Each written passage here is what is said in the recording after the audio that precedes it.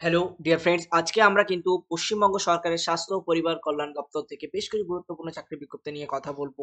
So recruitment notice আমাদের হাতে চলে এসেছে। আপনাদেরকে কিন্তু আমরা ডিপার্টমেন্ট অনুযায়ী এবং সিলেকশন প্রসেস কি আছে সেগুলো সবকিছু জানিয়ে দেবো।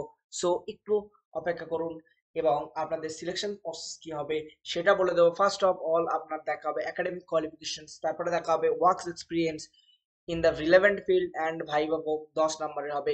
Total number academic qualification work experience থাকবে 90 অ্যান্ড ভাইভা ভোগে থাকবে 10।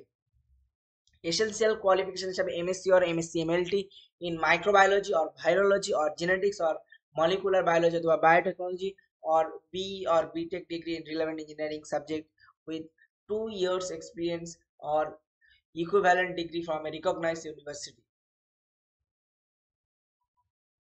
Desirable qualifications: 1 year experience in molecular virology laboratory or BTech in biomedical engineering, তাহলেই কিন্তু আপনি আবেদন করতে পারবেন। এছাড়াও 2 years এর এক্সপিরিয়েন্স যদি হয় রিলেভেন্ট সাবজেক্টে আফটার অবটেইনিং এসেনশিয়াল কোয়ালিফিকেশনস, তাহলে কিন্তু আপনি আবেদন করতে পারবেন। এবং ডিস্ট্রিবিউশন প্যাটার্ন অফ মার্কস এখানে যেগুলো বলা হয়েছে সেগুলো কিন্তু মাধ্যমিক আর ইকুইভ্যালেন্টে থাকবে 10, হায়ার সেকেন্ডারিতে 20, পোস্ট গ্রাজুয়েশন 20 অ্যান্ড গ্রাজুয়েশনে 20, পিএইচডি মার্কসে 10 অ্যান্ড এক্সপিরিয়েন্সে 10।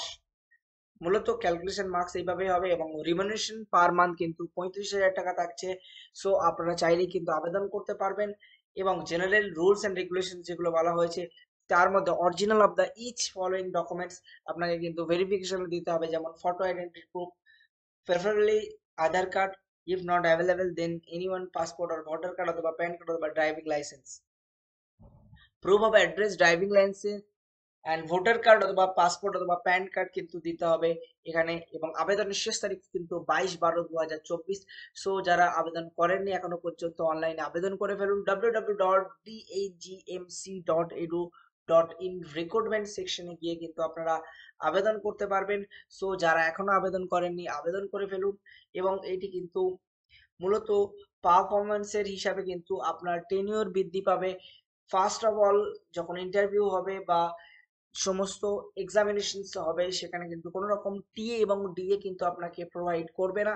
সো আপনাকে এটা মাথায় রাখতে হবে। এবং ভ্যাকান্সিস কিন্তু রিসার্চ অ্যাসিস্ট্যান্ট হিসাবে হচ্ছে এবং আপনাকে 6 মান্থস এর জন্য কিন্তু নেওয়া হচ্ছে। তারপরে যদি আপনার পারফরমেন্সে তারা স্যাটিসফ্যাক্টরি হয় দেন তারা কিন্তু আপনার এটা এক্সটেন্ড করবে। সো এগুলোতে কিন্তু ম্যাক্সিমাম এক্সটেন্ড করে দেয়। যারা আবেদন করবেন একটু গোছানো ভাবে আবেদন করুন এবং বাকি কোনো রকম সমস্যা রাখবেন না ডকুমেন্টসের দিক থেকে। এবং নলেজ বা একাডেমিকের যেটা আছে তো সেটা থাকবেই।